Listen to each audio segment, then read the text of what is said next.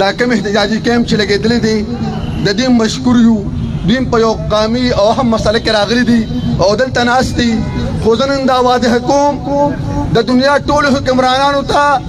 چې نن په ټوله دنیا کې کوم غم دی هغه صرف او صرف زموږ د مسلمانانو زموږ د پیغمبر پاک صلی الله علیه و آله وسلم په شان کې د هندیا یو پولیټیکل پارټي چې د هغې BJP نوم دی هغې ګستاهي کړې ده او نن ټوله دنیا مسلمانان هغې چې څونه په دنیا کې مسلمانان اوسي هغې په دې غم کې دي. نو د ټول اهم او موضوع ایشو دا ده چې موږ د هغې د انډیا او د هغې BJP د هغې پولیټیکل پارټۍ بھرپور مذمت وکړو او ټولې دنیا ته او خصوصا وایسه ملکونو ته دا په ډاګه کړو چې مکمل د دې د ایشیا نه د دې د څونه خرید فروخت کېږي د دې سره سفارتي تعلق تجارتي تعلق دا د پورې ختم کړی شي او د پارټۍ باندې بیل ولګي. دا د مسلمانانو بیخکونی کوي. دوی په دې مودي سرکار په دې د قوم نوټ غشتري چې موږ به د مسلمانانو بیخکونی کوو او موږ به د مسلمانانو مذهبي د هغې جوماتونه د هغې عیدګاهګانې او د هغې مذهبي تخوار به دلته نه پرېږدو او دا باقاعده هغې د پارلمنټ نه کړی دی. په دغه کې چې څوک هم ملوث وي نو موږ خپل خصوصا خپل پاکستان ته د پاکستان وزیر اعظم ته د هغې ټول پارلمنټ ته خواست کوو چې خدایه د نبی علیه الصلاة والسلام زه هله مسلمان جوړېدی شم چې زه خپل مور پلار د ښځې بچو د قوم او قربا پرمه نه زیات د نبي علیه السلام سره مینه کوم نو زما ایمان هله کامل دی. که دا نه وي نو زما ایمان کامل نه دی. نو ټولو ته وایم چې د خدای دپاره نن تاسو صرف یو ایشو ګڼئ او هغه دا ده چې موږ د انډیا او د انډیا سفارتي تجارتي تعلق ختم کړو او د انډیا دا مکروه چخره دا نن ټولو دنیا ته بډایه کړو چې دا انتهایي دهشتګرد تنظیم دی دا انتخابي بدزاد تنظیم دی. دوی د مسلمانانو بیخونی کوي لہذا موږ له دې سره بایکاټ پکار دی. واحد دعوانا الحمدلله رب العالمین.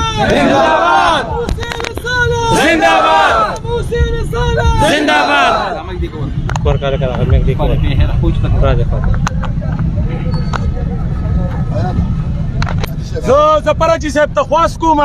چې هغې د سټیج ته راشي او مهرباني وکړي د خپلو خیالاتو په مختصر الفاظو کې اظهار وکړي.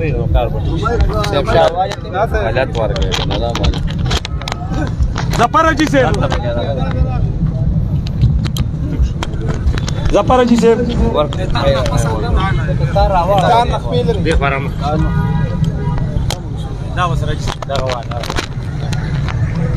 أعوذ بالله من الشيطان الرجيم بسم الله الرحمن الرحيم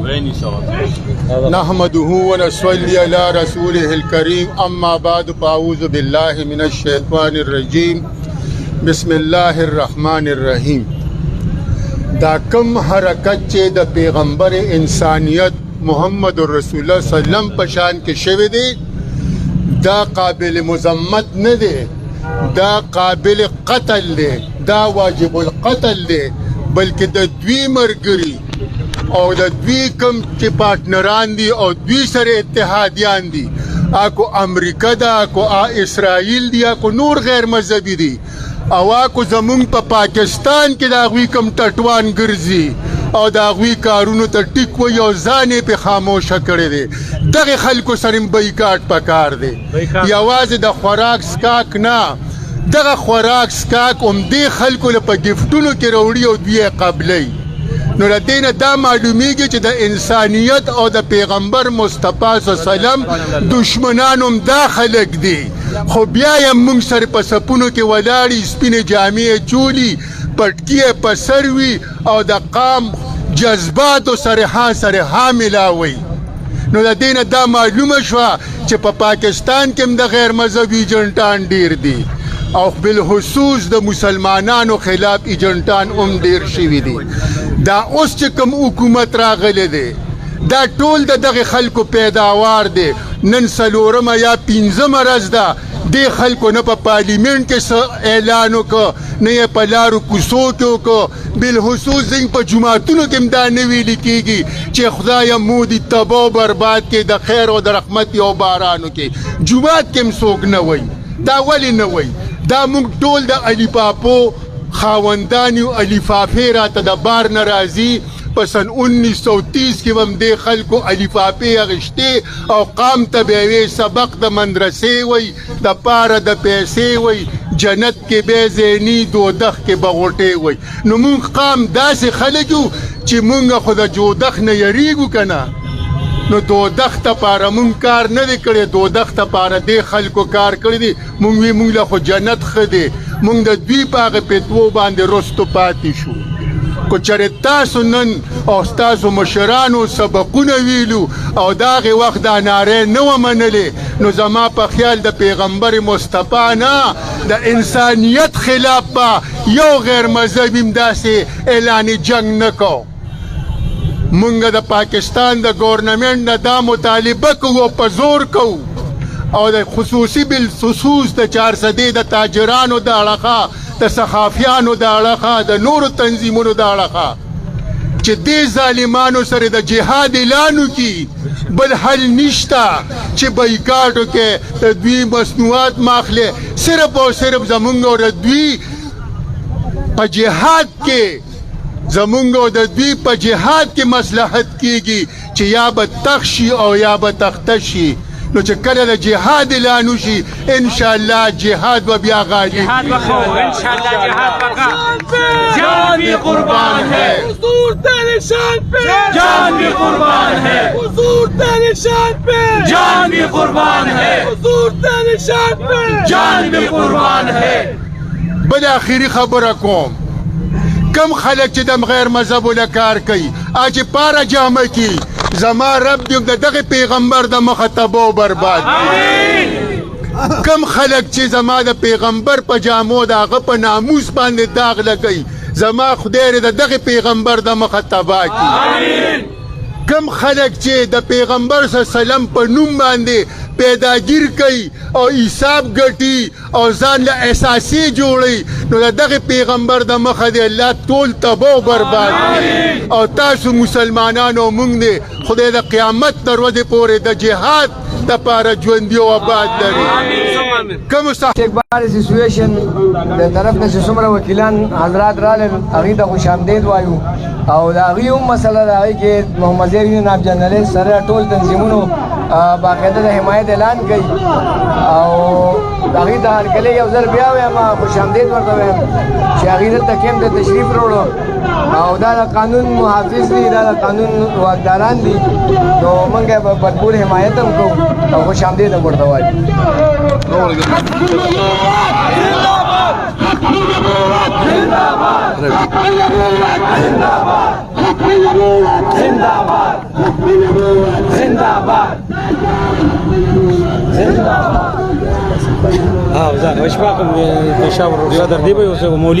ګرانو ملګرو دې طرف ته متوجه شئ مونږ د وکلا برادري مشکور یو چې هغې مونږ سره خپل جذبات او احساسات وښود زمونږ د مردانو صدر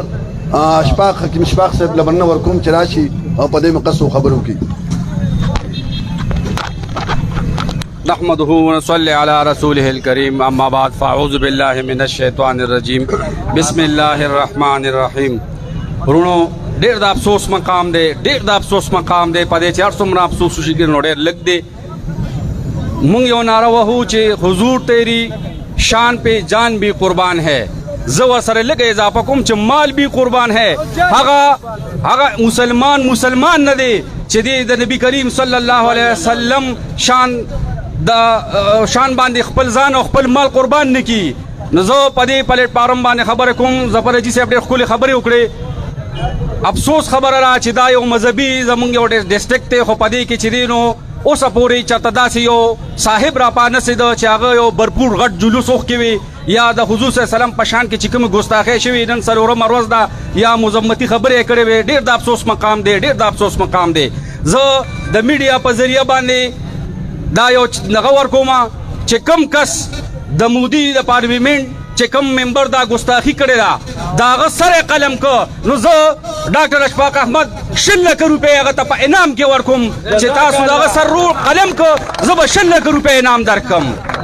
او یو نشان پہ जान भी कुर्बान है हुजूर तेरी शान पे जान भी कुर्बान है हुजूर तेरी शान पे जान भी कुर्बान है دا وړه خبره نه ده دا غټه خبره ده رونو اسې به سپدې باندې مکې نه ځکه چې اسې ناستې نه بهتره دا ده مشران وایي چې داسې ناستې نه پردي بیګار هم ښه دی خو مونږ د نبي کریم صلی الله علیه وسلم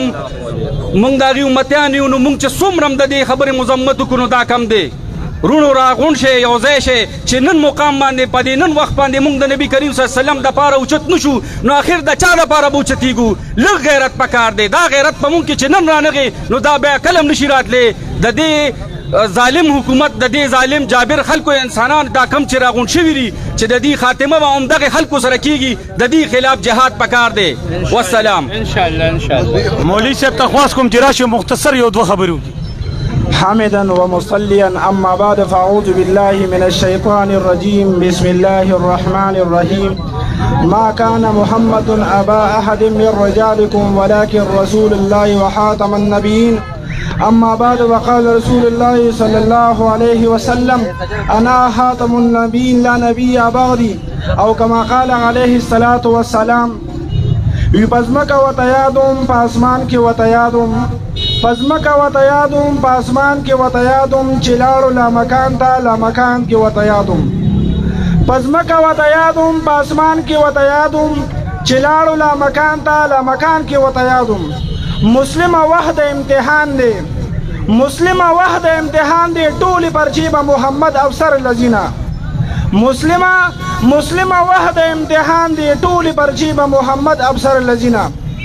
زما د اسلام ډیر عزتمنو مشرانو او امزولو او کشرانو یقینا د رب کریم په موږ باندې بشمیره احسانات دي خو څومره احسانات هم چې وګورو او بیا خپل پیغمبر وګورو زموږ عزتمندو نو تمام احسانات زموږ نه هیر شي ولې زموږ عزتمندو انسان چې په دنیا کې زندگی تیری څه مقصد دپاره تیری نه چې فضول یې تیری ولی زموږ عزتمند انسان که سوچ او فکر وکړي رب کریم دنیا ته 1,40,000 کم او پیش پیغمبران علیهم السلام را لیږلي دي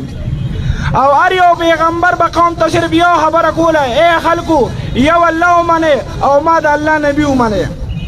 سلسله جاری و پیغمبران به راتلل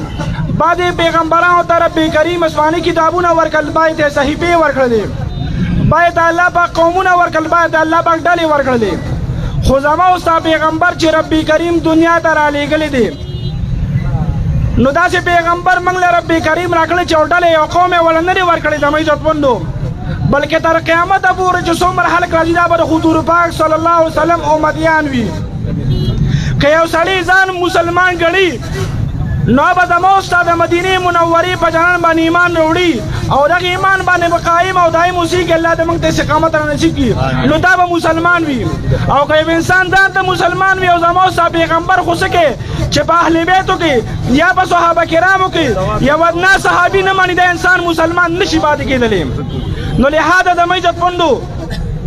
د ختم نبوت عقیده دا زمونږ اساسي او بنیادي عقیده ده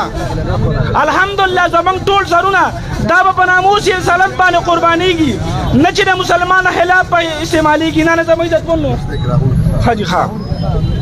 نو زموږ عزتمندو دا کومه ګستاخي چې شوې ده نو که چېرې تاسو تاریخ وګورئ کله چې د اسود انسي د پیغمبرۍ دعا وکړه نو زما ستا پیغمبر څومره شفیق او مهربانه پیغمبر و چې د خپل امت دپاره ډېر غمجن و ډېر دردمند و په لامکان کې متموت یاد و خو زموږ عزتمندو زما ستا پیغمبر هر څه برداشت کوي د ځان کتل سختو کې د خپل امت چې کوم حصه د ځان کتل نه هغه هم په ځان باندې برداشت کوي خو یو خبره نه برداشت کوي څه نه برداشت کوي په ختم نبوت کې شریکېدل یو خبره کوم زموږ عزتمندو څنګه چې یو انسان په خپل کور کې خپل خاصې ملګري سره دویم ملګري نه برداشت کوي نو دې نه زموږ ستا پیغمبر زیات غیرتي دي زموږ عزتمندو نو زموږ ستا پیغمبر دا چرې نشي برداشت کولی نو لهذا زموږ ستا پیغمبر په خپله باندې حکم وکړو څوک به چې اسود انسي به قدر کړي نو صحابه کرامو دغه شي مردار یې که زموږ عزتمندو 1400 صحابه کرام دا شهیدان کېږي په دې کې صرف تقریبا 600 صحابه کرام دا پکې د قرآن مجید حافظانو زموږ عزت مندو اوس حافظ جوړېږي څنګه ډېر په ګرانه باندې جوړېږي عالم جوړېږي څنګه ډېر په ګرانه باندې جوړېږي زموږ عزت مندو دا هغه چاته پته لګي څوک چې په مدرسو کې سړی روټۍ خوري پردی وظیفې ټولوي او پردی خبرې وړي قسم نه موږ په مصالحه باندې وخت تېر کړی دی شل خبرې موږ ته مقتدیان کې برداشت کوو موږ ته له ښځو کنځل حلقې کړي موږ برداشت کړي دي خو زموږ عزت مندو موږ ته لړو کنځل حلقو په بهامه کړي موږ برداشت کړي دي بابا خیمه موږ ته سپي ویلي قسم نه موږ برداشت کړي دي خو یو خبر نه برداشت کوو زما سره پیغمبر شان په دې کې موږ ګستاخي چرم نه برداشت کوو دې ته موږ تیار نه یو کلم خو زموږ عزت مندو کلم که موږ سوچ وکړو نو کله چې لومبنې امیر چیم چې کله ګستاخ رسول مردارو نو هغه چا په تقریر باندې و هغه سیدته ولا شاه بخاري رحمت الله علیه په تقریر باندې و کله چې وی تقریر کولو او دای ګستاخ رسول په مقابله کې خبره کوله نو په دغه وخت کې امیر چیم دا د ترکان جو دا د ترکان جو د عزت بندو او ډیر پاسیر گویا چې دغه وخت کې د حضور پاک صلی الله علیه وسلم بیبي مبارکه موجوده را ودا سي نرزوان شری چا مردار قتل کی او دې مردار کی نو په دغه وخت کې امیر چیم را پاسې ترکان جو دغه مردار په چاړه باندې وو او چې څنګه په چاړه باندې وو مردار ک نو په دغه وخت کې بیا د نباز وکیلانو تاسو کو یو خبره وکې نو ته بچ کېږي وسه خبره وکم وی ته به چیرې دې پیښ وینم زما دماغ کې برق راځي او ته وینا ودا خبر چرم د نشم برداشت کولی او دا خبر چرم نشم کولی زما صحیح خبر کوم چې دا مامور دار کړی دی نو لہذا موږ ته په کو ګوري بیا ممتاز قادر چا سړیو هغه تحریک له بیاکو دوله مې دیبن بچو د مجد پندو بیا که غادي فیصله ګوري نو الحمدلله ثم الحمدلله موږ د مدرسې بچو نو لہذا ان شاء الله موږ ټول پر پیغمبر سره د اموز د تیارو الله دې موږ ټول د خپل پیغمبر پر اموز باندې قربان کیو ما غلې ولا دوا وکړه ګران ملګرو